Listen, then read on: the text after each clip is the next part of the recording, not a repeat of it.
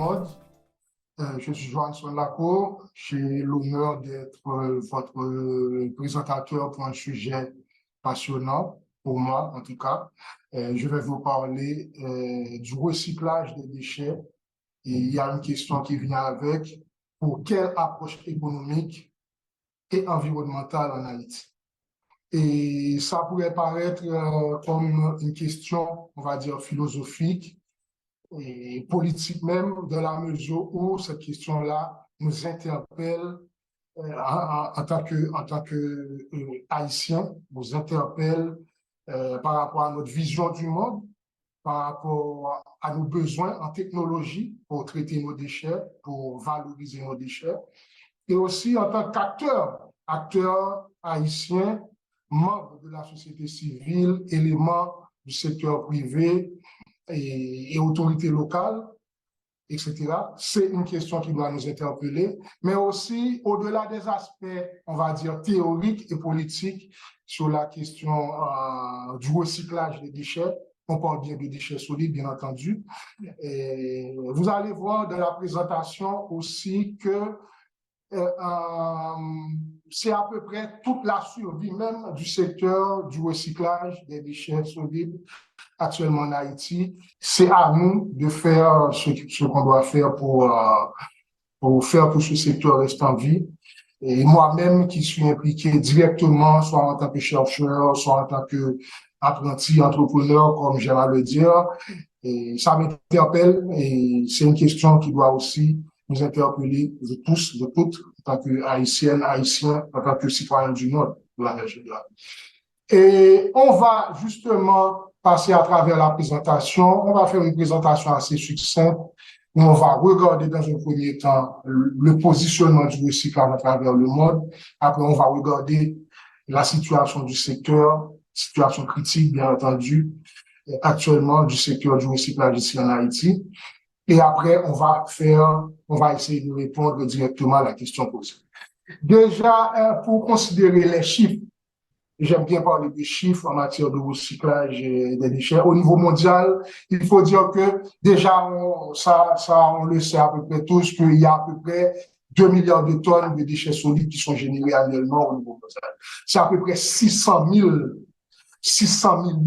de tonnes de déchets qui sont recyclés dans le monde. Et parmi les pays, on va dire, les plus actifs au niveau du recyclage, on va citer l'Allemagne, les Pays-Bas et la Corée du Sud. C'est parmi les pays qui sont les mieux placés en tête du recyclage au niveau mondial. Mais sinon, il y a des pays comme d'autres pays de l'Europe occidentale, Haïti, ici, on fait moins de 5%. Et actuellement, on tourne autour de 0%. Et je vais vous expliquer pourquoi. Et parmi les catégories de déchets qui sont les plus recyclés, et on a le papier, le carton, qui représente 58% du total des déchets recyclés. Et le plastique représente 18%, le verre 20%, les métaux 10%. Et ça, c'est en termes de chiffres, en termes de masse et de volume des déchets recyclés. Mais après, qu'est-ce que ça apporte en termes environnementaux, en termes sociaux? Lorsque vous recyclez les déchets de manière générale, ça permet déjà, la première chose, c'est qu'il y a une économie d'énergie. Si vous alliez, par exemple, devoir utiliser la matière première qui sort de la nature directement, que ce soit les gisements de métaux pour fabriquer le verre ou pour faire le papier à partir de la pâte à papier, les arbres, etc., on va voir qu'il y a une énorme économie d'énergie lorsqu'on va utiliser les déchets déjà de ces catégories-là. Par exemple, pour l'aluminium comme métal, comme catégorie de métal, par rapport à l'aluminium, les gisements de bauxite, c'est 95% d'économie d'énergie. Pour le plastique, c'est entre 50 à 75%. Pour le verre, c'est 30%. Pour le papier, le carton en général, c'est autour de 60%.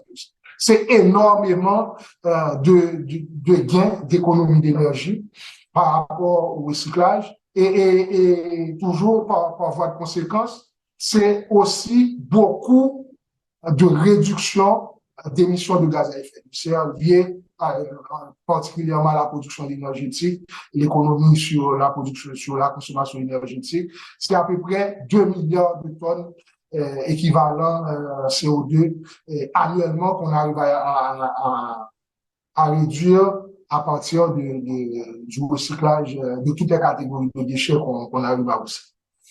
Après, en termes d'avantages environnementaux, avantages économiques, avantages sociaux, avantages financiers, on va dire que ça permet déjà de réduire la quantité de déchets qu'on allait mettre dans les décharges. Ça permet de réduire la consommation de matières premières, on vient d'en parler. Ça permet de réduire la consommation d'eau. Ça permet aussi de réduire la pollution de l'eau, la pollution de l'air, la pollution des sols, de manière générale. Ça crée beaucoup d'emplois. C'est des secteurs. Là, on est en train de parler du recyclage industriel et ça crée des emplois. Rien qu'en Europe, il y a une étude qui a démontré que annuellement, le recyclage crée de manière permanente à peu près 2,3 millions d'emplois. Et en termes de chiffre d'affaires, de revenus financiers, rien qu'en Europe, encore une fois, c'est à peu près 150 milliards de dollars générés à partir du recyclage par année. Pour vous dire que, franchement, le recyclage, ça peut être un secteur d'activité assez dynamique pour notre pays, mais on va voir ce que ça donne de notre côté en Haïti. Mais juste avant d'en arriver là, et par des formations professionnelles en tant qu'enseignant-chercheur, j'aime bien qu'on se mette d'accord sur la terminologie qu'on va utiliser. Et là, je vais prendre la liberté d'élargir le cadre pour dire que lorsqu'on est en train de parler de recyclage, on parle de tout processus de transformation de certaines catégories de déchets. On est en train de parler du papier, du carton, du plastique, du verre, de différentes catégories de métaux. Mais dans un sens beaucoup plus large, on va considérer le compostage aussi, parce qu'il s'agit d'un processus aussi de transformation des déchets organiques cette fois. Et on va considérer le compostage aussi à l'intérieur du recyclage. Et vous allez voir que lorsqu'on considère le compostage, ça nous permet d'élargir notre perspective sur le recyclage lorsqu'on y intègre le compostage, parce que le compostage peut représenter un outil extrêmement important pour le développement économique d'Haïti, pour le développement de l'agriculture, sachant que l'agriculture est une activité, un secteur d'activité hyper important pour l'économie haïtienne de manière générale. On va en parler tout à l'heure, on va regarder les chiffres, ce que ça donne, mais on avance avec la présentation. Et pour revenir sur tout ça, justement, je parlais du compostage, il faut dire que dans les déchets là, j'ai mis une étude, j'ai mis le graphique que j'ai mis ici, c'est une étude qu'on a réalisée avec la BID en 2017 ou à la ville du Cap-Haïtien. On a trouvé que c'est à peu près 60% des déchets générés au niveau de la ville du Cap-Haïtien qui sont des déchets organiques, justement pour vous démontrer ce que ça peut représenter comme potentiel de production de compost en Haïti. Et c'est à peu près la même histoire, c'est à peu près les mêmes chiffres qu'on retrouve sur d'autres études qu'on a réalisées, que ce soit à Okaï, que ce soit à Port-au-Prince, etc. En général, on est toujours à plus de 50% de matière organique au niveau des déchets urbains, des déchets solides urbains de manière générale.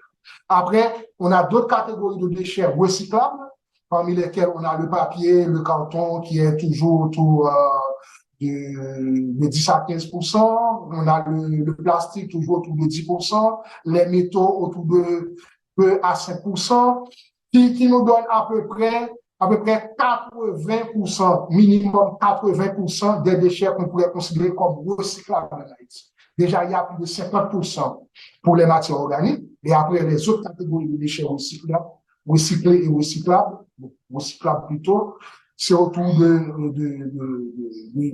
15 à 30%, ce qui nous donne à peu près 80% en termes de masse de déchets potentiellement recyclables et compostables en Haïti. Ce que ça donne, par exemple, pour la ville du Cap-Haïtien, on a compris qu'on avait à peu près, pour les plastiques seulement, chaque année, la ville du Cap-Haïtien génère 10 000 tonnes de plastique potentiellement aussi.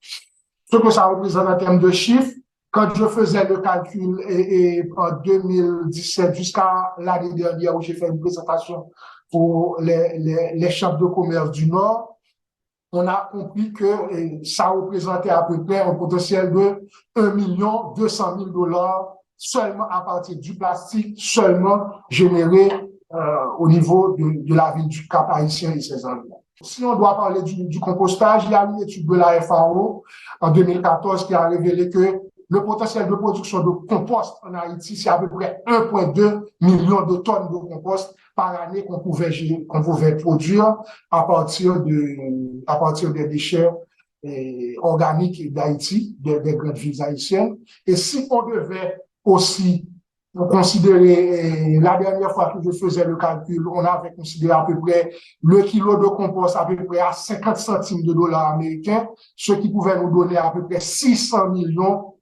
de dollars US qu'on aurait pu générer à partir du compostage si on devait, dans une hypothèse très optimiste, produire du compost à partir de la totalité des déchets organiques générés en Haïti. Pour vous dire que c'est un secteur important qui est, on va dire, assez négligé pour toutes les raisons que l'on connaît, mais là, les chiffres nous disent vraiment que c'est un secteur potentiellement important pour le pays. On va continuer. Là, je vous donne encore quelques résultats d'études. Ça, c'est une étude que j'ai réalisée il y a 2 ans avec d'autres collègues pour l'OIM sur le recyclage.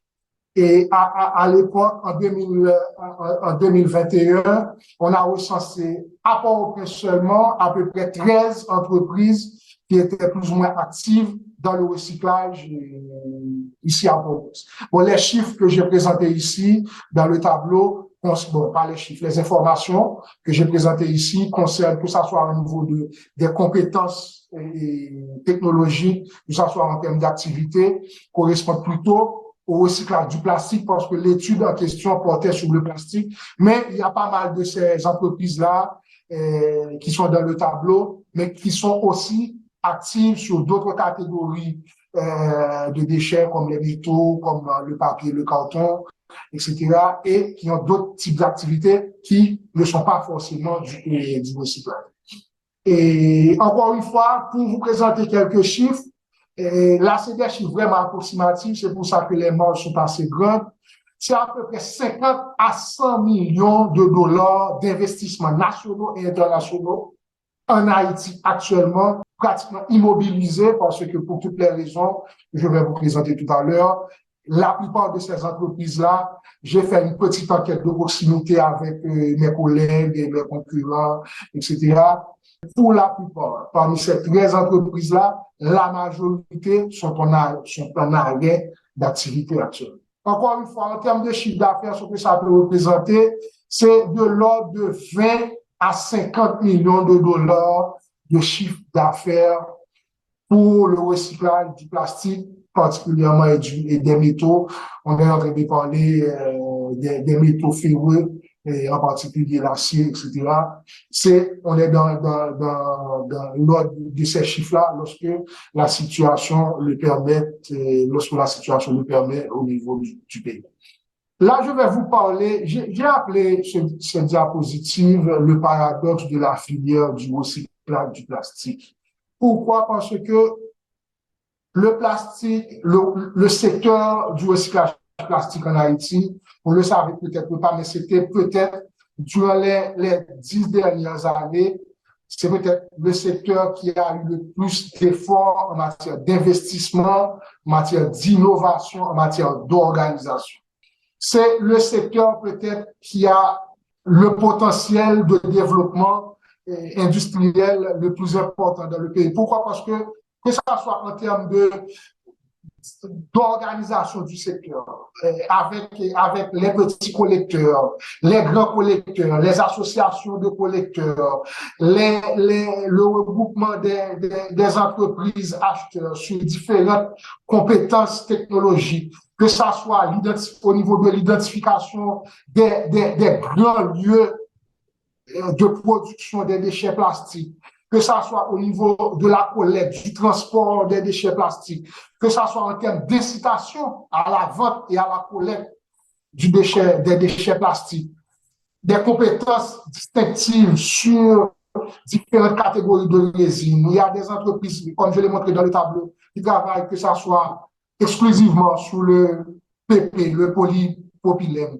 Il y en a qui travaillent sur le polyéthylène terephthalate. Il y en a qui travaillent sur le polyéthylène haute densité ou basse densité de manière exclusive. C'était vraiment des compétences distinctives et je vais en parler tout à l'heure. Et il y a des partenariats et des cas d'entraide entre ces différentes compétences et ces différentes technologies et expériences d'industrialisation. Mais pour résumer la situation actuelle, j'ai eu une conversation cette semaine avec on va dire, pour le préciser, avec l'une des pionnières de ce secteur ici, du secteur du recyclage plastique en Haïti, et qui m'a résumé la situation en une phrase vraiment simple, claire et laconique. Le marché du plastique est presque mort à Port-au-Prince actuellement.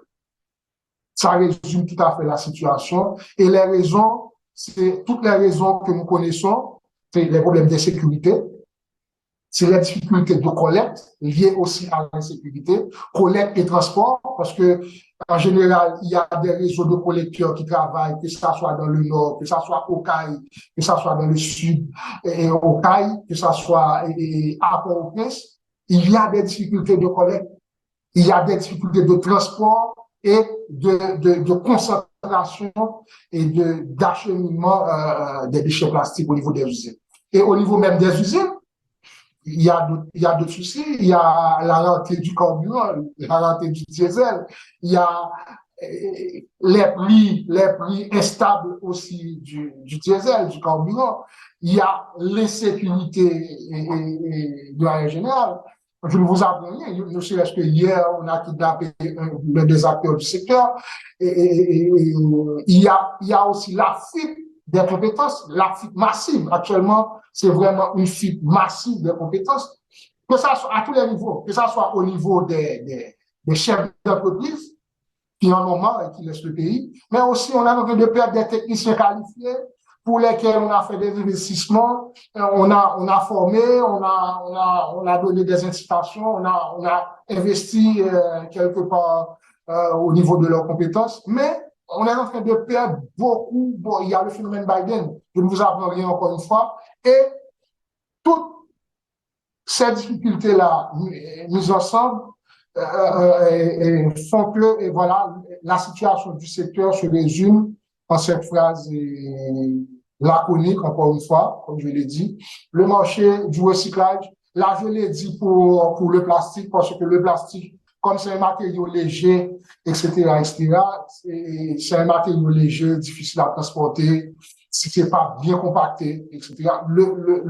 En dépit de ces avantages comparatifs, c'est le secteur qui est, et puis bon, par rapport à ses marges aussi, par rapport à ces marges, on va dire, très limitées par rapport à des catégories de déchets, en comparaison, par exemple, avec le métal. Et le plastique est au point mort, le recyclage du plastique est au point mort. J'ai rencontré assez récemment des acteurs du recyclage qui étaient à la fois dans le plastique et dans les métaux. Et actuellement, ils sont pratiquement sur le métal parce que comme il y a une marge de bénéfices plus importante et sur le transport, on est moins pénalisé sur le transport. Ils trouvent des stratégies, je ne vais pas en parler ici, mais ils trouvent des stratégies pour, à défaut de pouvoir rester en activité à Port-au-Prince, de pouvoir faire d'autres choses ailleurs. Et justement, ça va nous permettre de rentrer dans le vif du sujet, de parler de l'approche économique à envisager et environnementale à envisager pour le recyclage ici en Haïti. Et vous allez voir que la question qui a été posée au tout début, on va y répondre tout simplement pour dire que quelle approche économique et environnementale qu'il faut promouvoir à travers le recyclage actuellement en Haïti. La question est simple, peut être répondue de manière toute simple pour dire que il faut aller vers l'économie circulaire. Actuellement, les politiques mondiales en matière du recyclage, toutes ces politiques-là s'orientent vers le développement du concept qu'on appelle l'économie circulaire. L'économie circulaire, justement, c'est l'économie qui permet le développement du recyclage et en même temps qu'on va adresser les grands enjeux liés au développement du recyclage, que ce soit les enjeux environnementaux, les enjeux sociaux, les enjeux économiques, les enjeux financiers.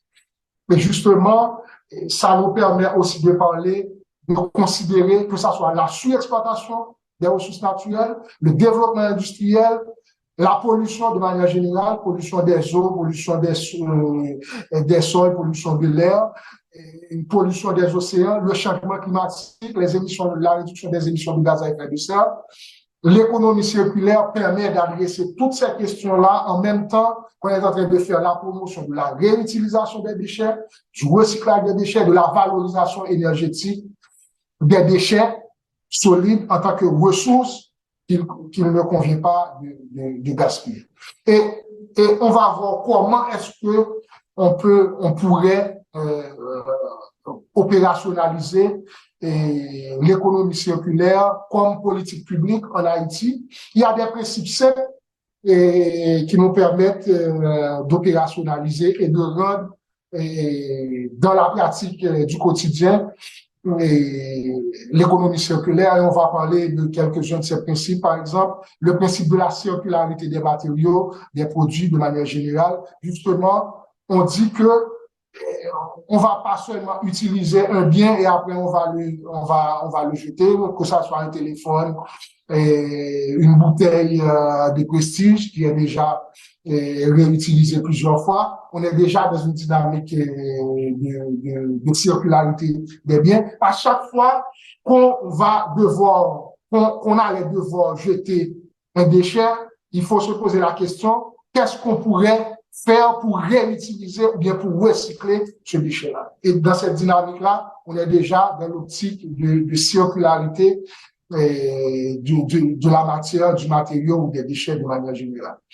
Et après, il y a le principe de l'économie de fonctionnalité. Le principe de l'économie de fonctionnalité, c'est pour dire que au lieu de penser à faire l'acquisition des biens, on va plutôt faire l'acquisition des services. Et à ce moment-là, si on ne peut pas avoir accès aux produits, aux biens de manière générale, on peut soit à travers un mécanisme de location, soit à travers un mécanisme de partenariat, avoir accès aux services que le bien allait nous procurer. Et à ce moment-là, on satisfait nos besoins, on satisfait son besoin par rapport au produit, par rapport au service que le produit nous apporte, mais le produit ne nous appartient peut-être pas, mais le service, on paye pour le service. Ça, c'est l'économie de fonctionnalité. Après, il y a le principe de l'économie de partage aussi, où on va considérer l'écologie industrielle, on va considérer l'économie collaborative, et on va considérer le partenariat, toutes les possibilités de partenariat pour arriver à mutualiser les biens, à mutualiser les ressources, à mutualiser les équipements industriels, etc., etc.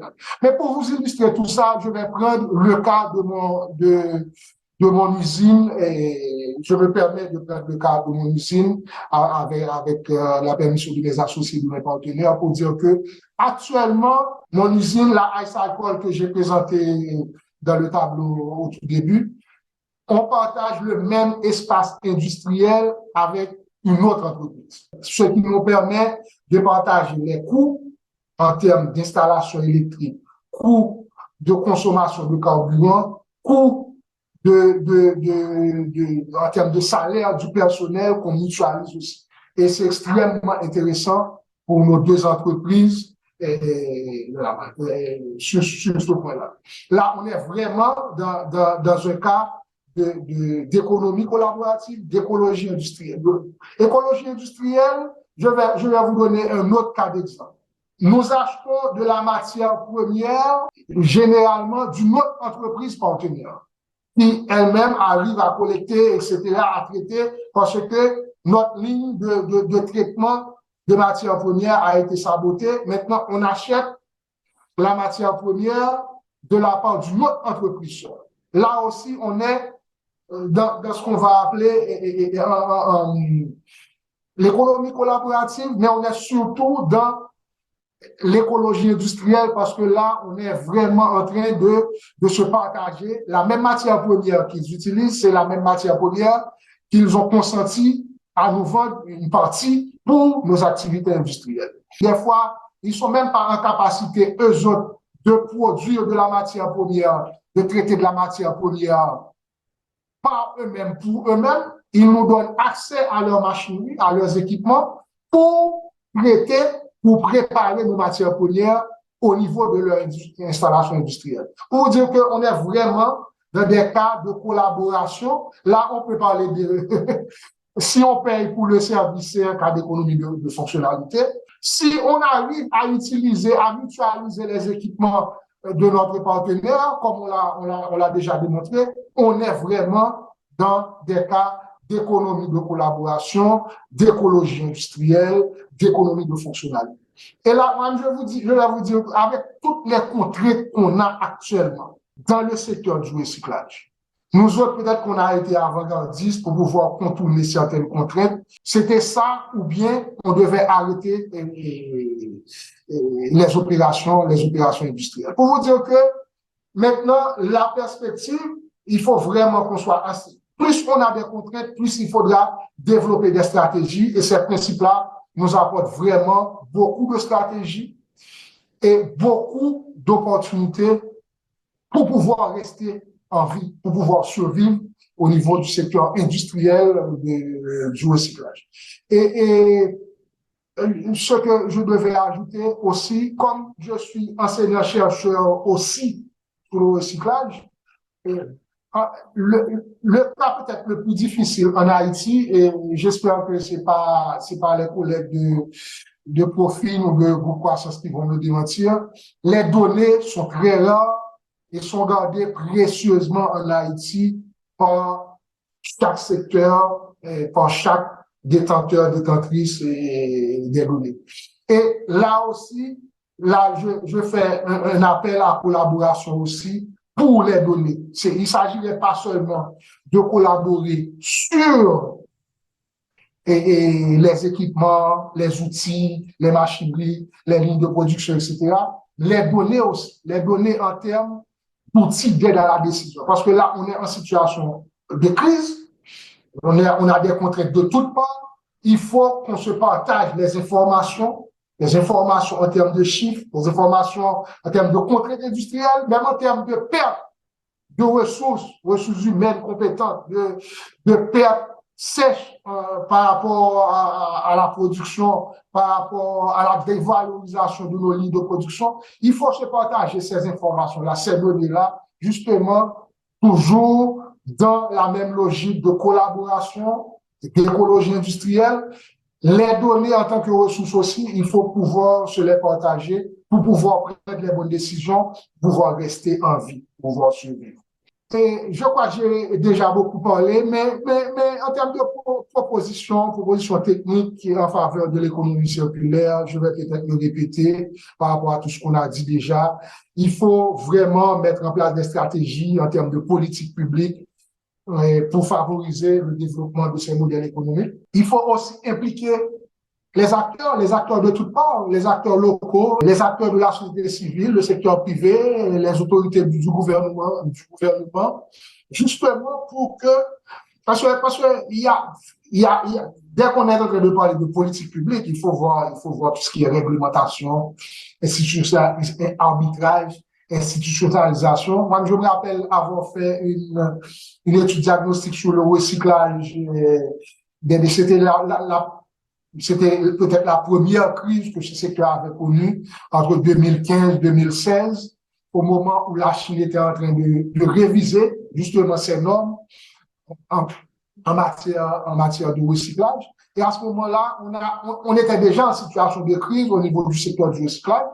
Et quand j'ai fait cette étude-là en 2016, on a compris que l'une des plus grandes contraintes, c'était la concurrence déloyale au niveau du secteur du recyclage. Entre les 4-5 compagnies qui existaient à l'époque, non seulement qu'ils n'étaient pas déjà très compétents au niveau du secteur, maintenant ils ont plus d'expérience, mais quand même, il n'y a toujours pas de régulation. Il n'y a pas d'arbitrage, il n'y a pas de loi qui réglemente le secteur du recyclage. Et vous avez vu, il y a quand même beaucoup d'investissements dans le secteur. C'est un secteur que l'État devrait prendre en charge.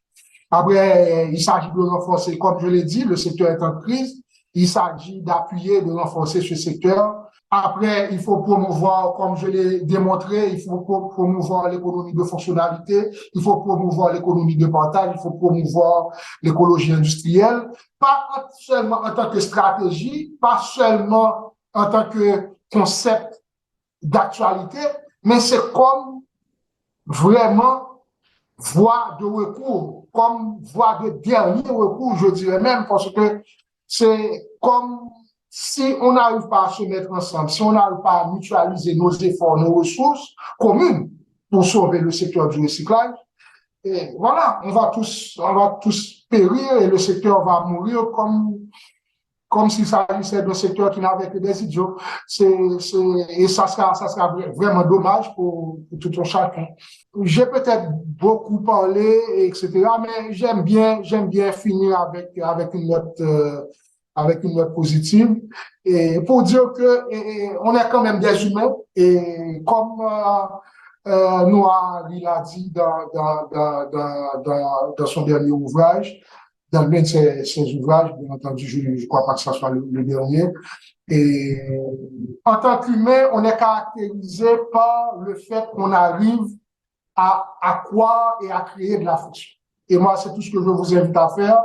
Ça peut vous paraître abstrait, ça peut vous paraître fictif, mais si on n'arrive pas actuellement à implémenter, à opérationnaliser en termes de politique publique toutes les stratégies que je vous présentais en termes d'économie circulaire, d'économie collaborative, d'économie de partage, d'écologie industrielle, si on n'arrive pas à le faire, on ne mérite pas d'être des humains et on va périr, comme je l'ai dit tantôt, comme des idiots. Mais j'espère quand même qu'on arrivera à le faire, comme j'ai déjà initié les discussions aussi avec plusieurs collègues, partenaires, voire des concurrents dans le secteur. J'espère qu'on va pouvoir se parler, continuer à se parler et à trouver des solutions et à faire pression sur l'État haïtien aussi pour qu'il nous accompagne au niveau de ce secteur-là, pour pas que le recyclage en Haïti soit dépassé dans les années à venir.